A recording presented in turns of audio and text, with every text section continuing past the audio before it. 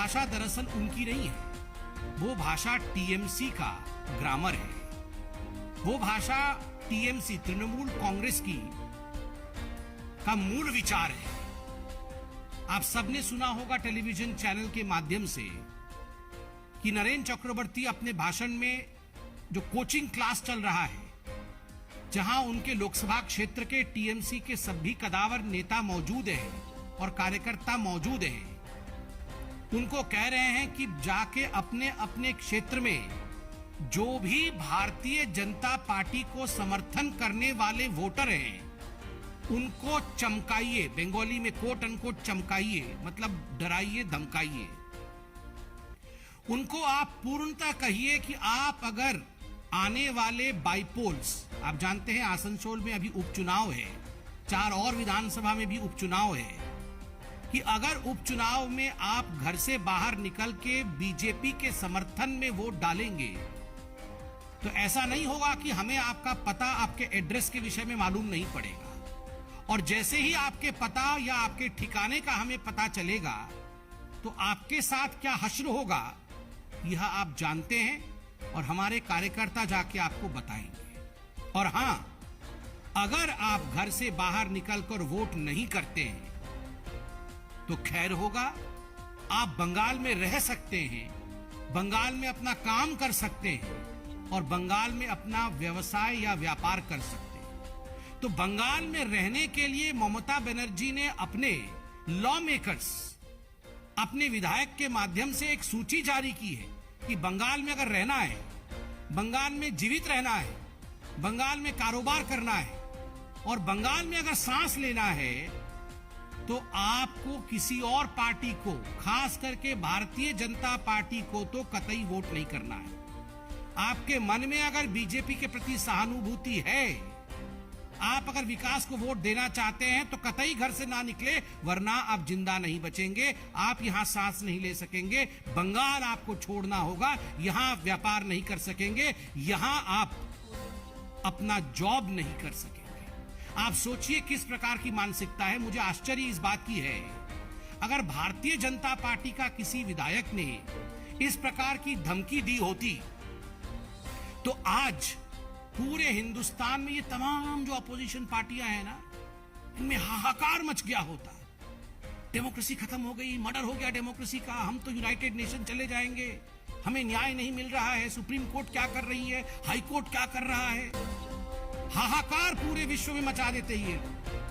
New York times, Washington post में पत्र लिखना शुरू करते, देखिए हिंदुस्तान की हालत क्या है। कहां है ये सारे जो झंडा पकड़ते थे डेमोक्रेसी के, आज कहां है ये सारे? कोई दिखता नहीं है, कोई बोलता नहीं है। Where are all the torch bearers of democracy today when one of the member of legislative assemblies of Trinamool Congress has threatened the BJP voters, not BJP karyakartas, BJP voters, that if the voters come out of their home and vote for Bharatiya Janata Party, the consequences are going to be dire. So where are all those harbingers of democracy today? Absent. ये अतिशयोक्ति नहीं होगी अगर TMC को हम तालिबानी मानसिकता कांग्रेस कहेंगे। ये मानसिकता कि आप घर से बाहर निकलकर वोट नहीं कर सकते हैं वरना आप बंगाल में जी नहीं सकेंगे, ये तालिबानी मानसिकता कांग्रेस पार्टी का ही हो सकता है, ये किसी और का विचारधारा नहीं हो सकता है। बंधुगण, आपने देखा होगा कि 3 दिन पहले ममता बनर्जी बीरभूम में जाकर किस प्रकार से भारतीय जनता पार्टी को घेरने की चेष्टा कर रही थी, किंतु आज हम धन्यवाद देना चाहेंगे भारत की कानून व्यवस्था को और हमारी जुडिशियरी को। कलकत्ता हाईकोर्ट ने सीबीआई को सुपुर्द किया है बीरभूम के पूरे मामले को, क्योंकि आज जुडिशियरी को भी लगता है कि न्याय बंगाल में तो हो नहीं सकता है। और आज हम आर्टिकल पढ़ रहे थे, 350 क्रूड बम बीरभूम में मिले हैं, 350 क्रूड बॉम्ब्स। बंगाल आज बम और बारूद के ढेर पर बैठा है और उसे सुलगाने का काम तृणमूल कांग्रेस के विधायक खुद अपनी धमकियों से कर रहे हैं। और यह पहली बार नहीं है, आपको याद होगा 2014 में भी और 2014 के पश्चात 2021 में भी विधानसभा के चुनाव से पहले अनेकों ऐसे धमकी, कभी बॉबी हाकिम करते थे तो कभी उनके पुराने सांसद रेप करने की धमकी देते थे। और बॉबी हाकिम ने तो पिछले चुनाव से पहले जो सेंट्रल सिक्योरिटी फोर्सेस थे उन्हें भी बदले के विषय में कह रहे थे। हम निंदा करते हैं, इलेक्शन कमीशन इसको संज्ञान में ले, ये भारतीय जनता पार्टी जरूर चाहती है। दूसरा विषय जिसको लेकर आज हम सभी चिंतित हैं, जिसको लेकर आज पूरा हिंदुस्तान कहीं ना कहीं हतप्रभ है, वो अरविंद केजरीवाल जी का विषय है। कुछ दिनों से कश्मीर फाइल्स नामक जो मूवी है, पूरे हिंदुस्तान में लोगों ने इसे देखा है और हिंदुस्तान में लोग आज स्तब्ध हैं, हैरान हैं, परेशान हैं, दुखी हैं कि 32 वर्ष पूर्व जम्मू कश्मीर में किस प्रकार का अन्याय हमारे कश्मीरी हिंदुओं के साथ हुआ है। मुझे तो आश्चर्य लगता है, टैक्स फ्री करने को लेकर कई राज्यों ने टैक्स फ्री किया, कुछ राज्यों ने टैक्स फ्री नहीं किया, ये राज्यों का विषय है। दिल्ली विधानसभा में टैक्स फ्री करना है या नहीं, इस विषय को लेकर जब चर्चा हो रही थी, टैक्स फ्री करना नहीं करना ये प्रेरोगेटिव दिल्ली विधानसभा और अरविंद केजरीवाल जी का है, किंतु जीनोसाइड के ऊपर उसका मजाक बनाना, ठहाका मार के पूरा विधानसभा हंस रहा हो और जिस प्रकार का एक चित्रण पूरे विश्व के सामने और पूरे हिंदुस्तान के सामने गया है, we all have been shamed. Hindustan शर्मसार हुई है क्योंकि अरविंद केजरीवाल जी का जो रवैया था, जो बर्ताव था, कश्मीर जीनोसाइड को लेकर, कश्मीरी हिंदुओं के ऊपर जो प्रताड़ना हुई थी आज से 32 साल पूर्व, ये रवैया सही नहीं था। एक इलेक्टेड रिप्रेजेंटेटिव इस प्रकार लोगों के पीड़ा के ऊपर हंस सकता है, उसे झूठी कह सकता है, ये मुझे तो विश्वास भी नहीं हो रहा है कोई ऐसे कह सकता है। अरविंद जी, कश्मीर फाइल्स तो एक मूवी है, आपने उसे झूठा बताया, आपने कहा कि ये जो प्रताड़नाएं कश्मीर के हिंदुओं के ऊपर हुई है ये झूठी है। आप उन लोगों से पूछे जिन लोगों के घरों से सदस्य गए हैं, आप गिरिजा जी से और उनके परिवार से पूछिए, गिरिजा जी के ऊपर क्या गुजरा होगा जब उनको आरी से काटा गया होगा।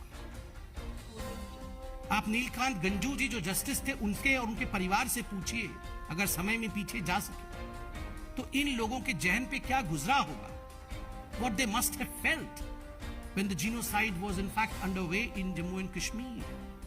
But despite all that, the way you laughed, the way you mocked the genocide is something which will never be forgotten. उसके ऐसी बात भी नहीं है अरविंद केजरीवाल जी की आपने कभी किसी मूवी को टैक्स फ्री नहीं किया है। ये सांड की आंख से लेकर पीके मूवी और बैंग बैंग, इन सभी मूवी के लिए आपने खुद यहाँ बहुत बड़ा फेरिस चल रहा है सोशल मीडिया में, जिसके लिए आपने खुद एडवर्टाइजमेंट किया है, पोस्टर चिपकाए हैं। ये सोशल मीडिया के पोस्टर्स हैं अरविंद केजरीवाल के। अरविंद केजरीवाल जी ने न जाने कितने मूवीज के लिए पोस्टर चिपकाए और आज मजाक वो कश्मीरी हिंदुओं का बना रहे हैं। और जब वो घिर गए, जब पूरे हिंदुस्तान में एक वातावरण उनके खिलाफ बना, तो तुरंत अरविंद केजरीवाल जी जो अपने यू टर्न के लिए मशहूर हैं, यू टर्न लेके अच्छा बनने की कोशिश कर रहे थे, वो क्रेडिट भी ले रहे थे और कह रहे थे कश्मीरी माइग्रेंट टीचर्स जो हैं, जो कश्मीरी हिंदू टीचर्स आए थे उनको दिल्ली सरकार ने नौकरी दी। ये जो government teachers association migrant registered जो ऑर्गेनाइजेशन है, उनका प्रेस रिलीज मेरे हाथ में है।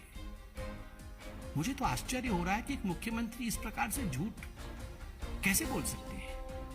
उन्होंने कहा कि हमने कश्मीरी माइग्रेंट टीचर्स को, कश्मीरी हिंदुओं को रेगुलराइज किया, मगर जब कश्मीरी माइग्रेंट टीचर्स ने प्रेस कॉन्फ्रेंस करके प्रेस रिलीज जारी किया, उसमें जो टाइमलाइन दिया है वो मैं आपके सामने रखता हूं। जून 6, 2010 को कश्मीरी माइग्रेंट टीचर्स को दिल्ली हाईकोर्ट अप्रोच करते हैं कि हमें रेगुलराइज किया जाए अपने प्रोफेशन में। मई 18, 2015 सिंगल बेंच हाईकोर्ट की अपनी जजमेंट डिलीवर करती है और कहती है कि कश्मीरी माइग्रेंट टीचर्स को, जो कश्मीरी हिंदू टीचर्स थे, उनको रेगुलराइज कर दिया जाए अपने सर्विस में। मगर उसी वर्ष 2015 में केजरीवाल जी की सरकार डबल बेंच के सामने इस पूरे जजमेंट को चैलेंज करती है कि नहीं, हम रेगुलराइज नहीं करना चाहते हैं, ये उचित नहीं होगा। और मई 21, 2018 को डबल बेंच अपने वर्डिक्ट में दिल्ली सरकार के इस पूरे प्रक्रिया को, नकारने वाले प्रक्रिया को मना कर देती है और उन्हें डायरेक्ट करती है कि आप कश्मीरी माइग्रेंट टीचर्स, जो हिंदू कश्मीरी प्रताड़ित थे, जो विस्थापित थे, आप इन विस्थापित कश्मीरी टीचर्स को आप रेगुलराइज करिए। यही मेरा जजमेंट है, यही हमारा जजमेंट है। उसके बाद दिल्ली सरकार के पास कोई उपाय नहीं रहा। दिल्ली सरकार ने अश्योर किया कि हम जो केएमटी, कश्मीर माइग्रेंट टीचर्स हैं, उनको रेगुलराइज करेंगे, किंतु ऊपर से कहते रहे 26 अक्टूबर 2018 को ये सुप्रीम कोर्ट चले गए। केजरीवाल जी की सरकार 26 अक्टूबर 2018 को सुप्रीम कोर्ट चली गई और सुप्रीम कोर्ट में हाई कोर्ट के डबल बेंच के फैसले को चुनौती दिया कि हम कश्मीरी विस्थापित पंडितों को नौकरी नहीं देना चाहते हैं, हाई कोर्ट के इस निर्णय को निरस्त किया जाए। धन्य हो हमारा सुप्रीम कोर्ट। और आज मैं नतमस्तक होता हूं हमारे इस जुडिशरी को।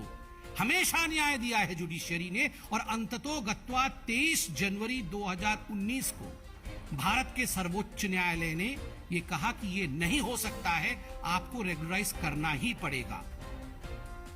ये 21 मई 2018 को सुप्रीम कोर्ट ने कहा।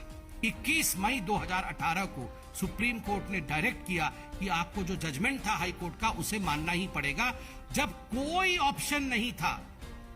When Kejriwal ji was left with no other option on 23rd January 2019, finally Kejriwal ji की सरकार ने अंततोगत्वा कानून के डंडे के कारण और निर्देश के कारण विस्थापित कश्मीर पंडितों को उन्होंने नौकरी में स्थान दिया, रेगुलराइज किया। कितना झूठ बोल रहे हैं केजरीवाल जी। और केजरीवाल जी, ये जो दोहरा मानदंड है आपका, ये क्यों है? कश्मीरी विस्थापित हिंदुओं के लिए आप उन्हें नौकरी देना नहीं चाहते, वो तो कोर्ट ने आपको नौकरी देने के लिए बाध्य किया। कश्मीरी हिंदू पंडितों के ऊपर जो अत्याचार हुआ उस पे आप हंस रहे थे, उसको आपने झूठा बता दिया, धथा बता दिया। किंतु बाटला हाउस एनकाउंटर, उसको लेकर जिस प्रकार से आपने कहा था, मैं कोट करता हूं, अरविंद केजरीवाल जी ने कहा था बाटला हाउस एनकाउंटर को फेक बताया था और कहा था the court has said that the youth killed in Batla house incident way terrorist. I had said that even if they were terrorists, it was extremely important to catch them alive, to know who their real handlers are. There needs to be an independent investigation to know if it was necessary to kill them. ये 2008 के बाटला house encounter के विषय में जब Indian Mujahideen के operative Shahzad Ahmad को फांसी की सजा कोर्ट ने सुनाई, तब अरविंद केजरीवाल ने ये कहा था फेक। अरविंद केजरीवाल जी का एक चिट्ठी भी प्रसिद्ध हुआ था, आपको याद होगा, मुसलमान भाइयों, बहनों, बुजुर्गों और बच्चों के नाम पत्र। और इस पत्र में अरविंद केजरीवाल ने स्पष्ट रूप से कहा है कि आप सभी जानते हैं कि देश में जाने माने वकील प्रशांत भूषण जैसे लोग आम आदमी पार्टी के अहम सदस्य हैं।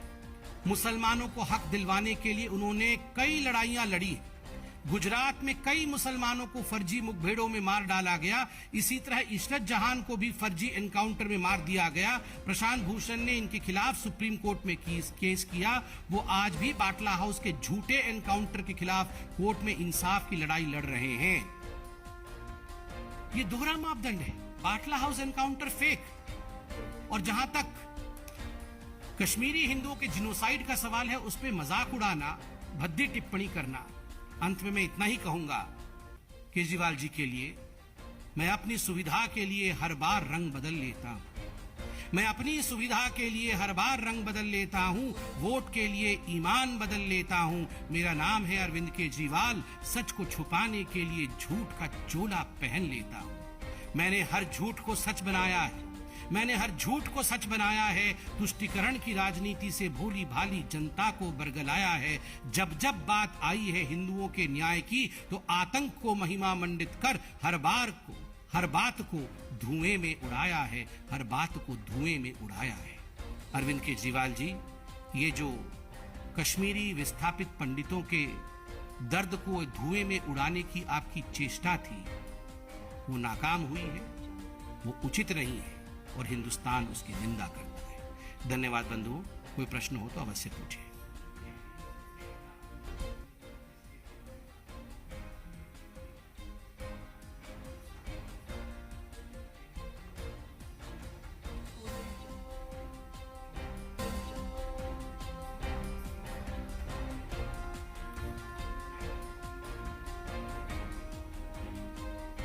देखिए, ममता बनर्जी का ये जो स्टेटमेंट है कि सभी को यूनाइट होकर बीजेपी को रोकने की प्रयास करनी चाहिए, ये कोई पहले बार का स्टेटमेंट नहीं है। अभी ममता दीदी गई थी उत्तर प्रदेश में भी, जाके उन्होंने बीजेपी को रोकने की चेष्टा की थी। उसका नतीजा क्या रहा वो भी हमने देखा है। जहां तक सेंट्रल एजेंसी के मिसयूज का सवाल है, स्वाभाविक है Mamata Banerjee is frustrated because only a couple of days ago, 2 दिन पहले ही जिस प्रकार से हाईकोर्ट ने बीरभूम के मैसेकर के केस को सीबीआई को सौंपा है, उनको लगता है कि कोर्ट ने भी इंटरफेयर किया है। ममता जी को लगता है ना सुप्रीम कोर्ट बड़ी है, ना हाई कोर्ट बड़ा है, ना भारत का संविधान बड़ा है। उनके जो विधायक भारतीय जनता पार्टी के कार्यकर्ताओं को धमकाते हैं, हत्या करवाते हैं, वही बड़े। ये लोकतंत्र की भाषा नहीं है और ममता जी ये सब कुछ जानते हुए भी अनजान बनने की चेष्टा कर रही है।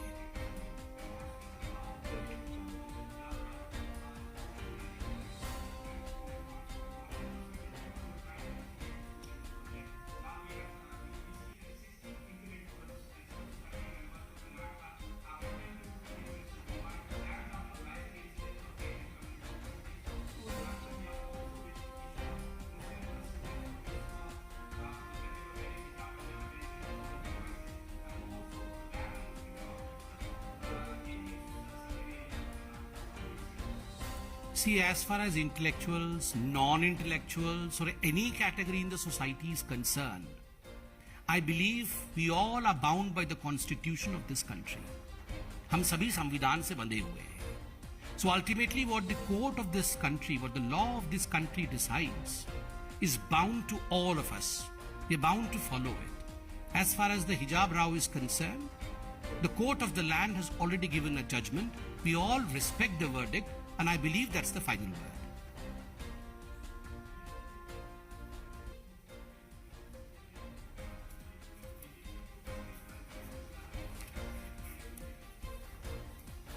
कश्मीर पंडितों की अरविंद केजरीवाल जी और मनीष सिसोदिया जी की कितना चिंता थी, वो तो उनके हंसी और ठहाके से विधानसभा में मालूम पड़ रहा था। पूरे उसी विषय में भी प्रेस कॉन्फ्रेंस हुआ है। Yes madam, the last question.